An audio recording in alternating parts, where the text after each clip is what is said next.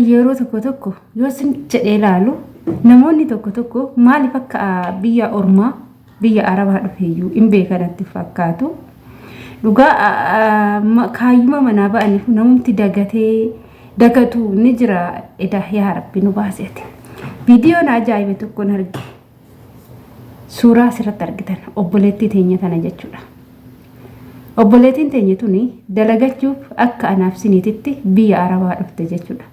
Garuu ishiin immoo hojiin ishii hojii dalagaa osoo hin taane mucaa arabaa jaalatte mucaa arabaa duuba deemti. Yaa Rabbi nu baase.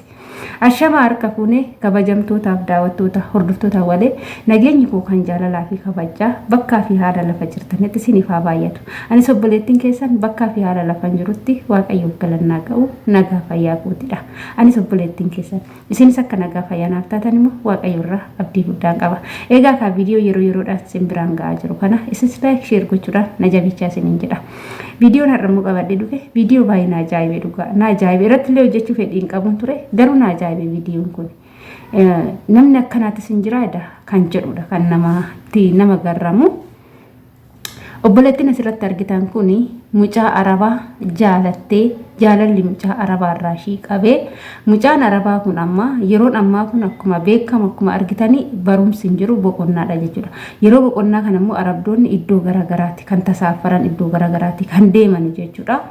Yeroo kana keessatti arabdoonni yeroo tasaafaranii obboleettii teenya tana fuudhanii deemuu hin barbaanne kaa maaliif jenna wantoonni garagaraa jiraachuu danda'a. Gizee nama tokko wajjin iddoo tokkotti tasaafaranii maallaqaan jechuudha kan isaa wajjin deemanii isaa yookaan isa san gochuu waan hin barbaanneef obboleettii teenya tana immoo mana namaa godhanii obboleettii ishee bira gootee ofii ishee isaaniitii immoo deemu jechuudha.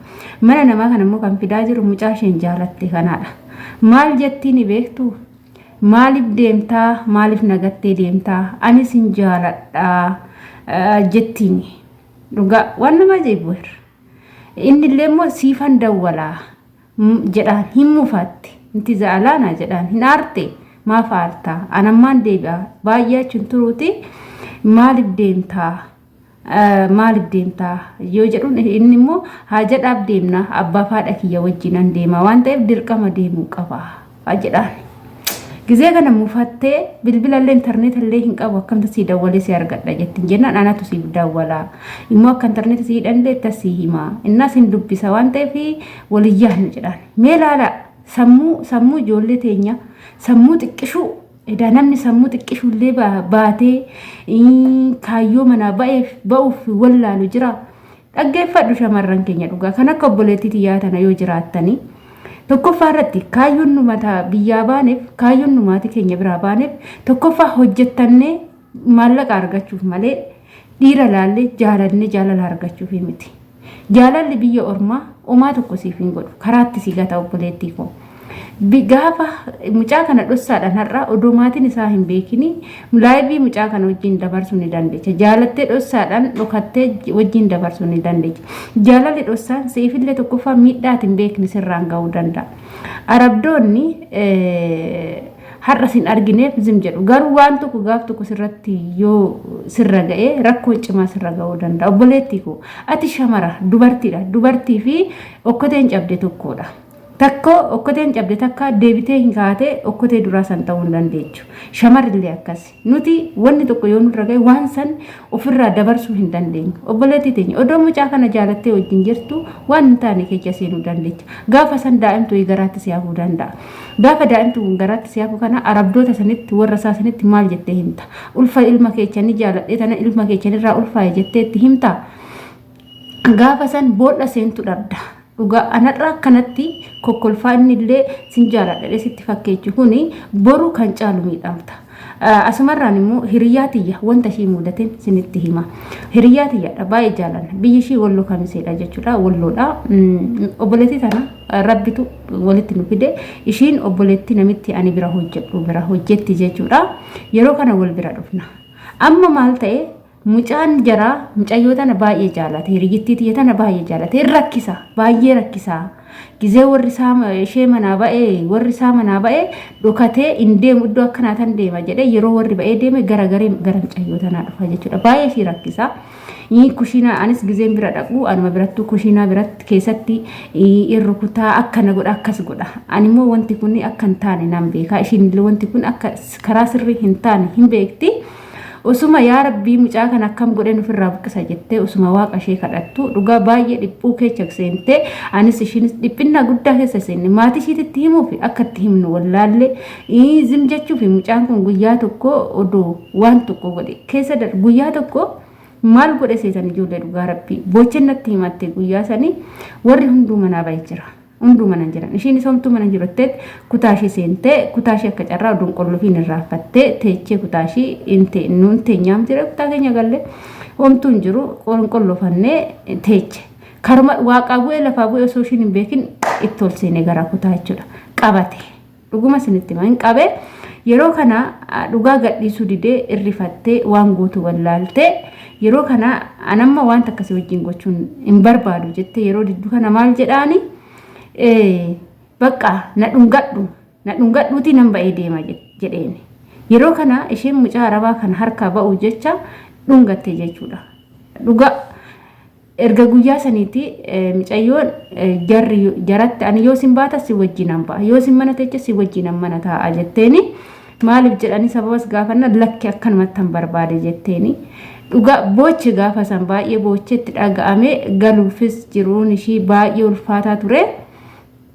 Yeroo kana mucaan kun yoo waan iyyeessaa immoo guddaadha waan ta'eef irqitee boochee galgaluma san waa balleessee galgaluma san qabamee hidhaa firdii waggaa lamaatti faradamee mana hidhaa taa'ee jechuudha. Mucayyoo sun odoo inni mana hidhaa saniin ba'in kontiraakta ishii fixattee keechaa kuttee galtee jechuudha. So kana siniin jechuun koo arabdoonni nu jaalatu nu namummaa keenya nu jaalatan ijoollee dhugaa. Namummaa keenya miti kan jaalatan hojii keenya qofa jaalatu hojii sanuu yoo cidaatii qabaate dalagaan ati dalagdu kun yoo qulqullina qabaate qofaadha arabni kan nama jaalachuu dandeessu malee akkuma ati argitetti yoo kan hojjettu ta'eyyuu gasis baasanis sigatu jechuudha. Kanaaf yaa obboleettii koo mucaan arabaa na jaalatee jira jettee afaan natti tolee jira jettee wantuma hin taane yeroo wanta gizeedhaaf sin fayyanne kanatti kan seentu sir dogongoraa. Kaayyoon ati mana baateef hojjettuuf jijjiiruudha waan ta'eef wanta keessa seente kana lafa gootee kaayyoo mana baate saniif hojjetattee mataa kee gadi qabattee gara biyya keetii galuu si wayya. Si jammar ijoolleen mana dhiiraa hojjettan sinitti nima dhugaa ol jettanii maaliif nama isaanii laaltu? Ol jettanii dhiira isaanii maaliif laaltu? Gizee hundumaa ijji keechanis sammuu keechanis hojii hojjechuu sin irraa eeggamu san qofa laaluu qaba malee nama isaanii laalu sinirraan eegamu jechuudha. Madaami takka doo taate oolma jetteetu gaafa dhiira isaanii laaltu nama dhiistu jechuudha. Innaa kanaafuu kaayyoo manaa baane beekuu qabna. Akkuma nutti fakkaatetti deemuu qabnu. Waa hunduma beekuu qabna. Kanaaf karaa sirrii hin taane, karaa nurraa hin bareenne, karaa wanta hin taane keessa nu seensisuu danda'u keessatti deemuun dogongoraa. Kaayyoon manaa baaneef maallaqa argachuu qofaadha. Maallaqa arganisan immoo biyyatti immoo waan jireenya keenya boru jijjiiru godhachuudhaaf malee jaalalaaf miti. Kanaafuu doktorri biyya arabaa si jaalachuu irraa investarri biyya arabaa si jaalachuu irraa sareen biyya keetii si jaalachuu deemi obboleetti too gali kadhattuu karaarra teechuu jaaladhu isatu sirraa bareeda jechuudha. Lammii kee nama biyya keetii jechuudha. Kan ormaa siqalti boru odoo waa taate siqalte isbaalaa keessa si gooti jechuudha. Jaalala kee tokko illee hin qabdu. Dhugaa mee yeroo tokko fakkeenya fudhadhaa fiilmii tokko yoo laaltanii jettanii fiilmii tokko keessatti maalan arge beektanii intalli Filipiinii mucaa arabaa jaalattee fiilmiidha garuu wanni sun diraamaadha gizee ramadaana darbaa hibayzawwee jechuudha kuwetiyyee jedhama diraama kuwetiyyee jedhama mucaa arabaa kana jaalattee odoo isaan hin beekin ulfoofte mucaa kana indeesse yeroo deessu kana mucaallee mucaa achitti gatanii hin deemanii mucaa dhalate kana jechuudha warri sun ufuu ishiin gara biyya ishii galteerti daa'imti irratti hafeera garuu mucaa san akka diinatitti ilaalu jechuudha. Akka namaatitti sallaalanii injibbuu arguu hin barbaadanii garuu maalidha garuu ilma isaaniirraa dhalate jechuudha. Kun immoo diraamaadha haa ta'u malee gochi kun immoo dhugaatti akka jijjiiramu arabdoonni akkasi kasirra isaanii fi sododeeche keenya jedhanii hin fudhatanii jechuudha. Aga fedhe soo ta'e. Kanaaf obboleettii koo kaayyoo manaa baate beekii maaltu akka mana ormaa si hojjechiisaa jiru beekii waan ture hin midhati jiin jechuu kana dhiisii siin jechuun jaaladhaa. Karaa natirra deemte karaa dogongoraati karaatti deebi'ii hojjedhu maatii kee gammachiisi biyya keetitti galii jiruu kee fooyyessi malee dhiira arabaa duuba hin deeminii siin jechuu jaaladhaa. Asumarraan illee waan dhaggeeffattaniif galatoomaa isiniin jedha. Hanga viidiyoo biraatti walitti deemnutti immoo baay'ee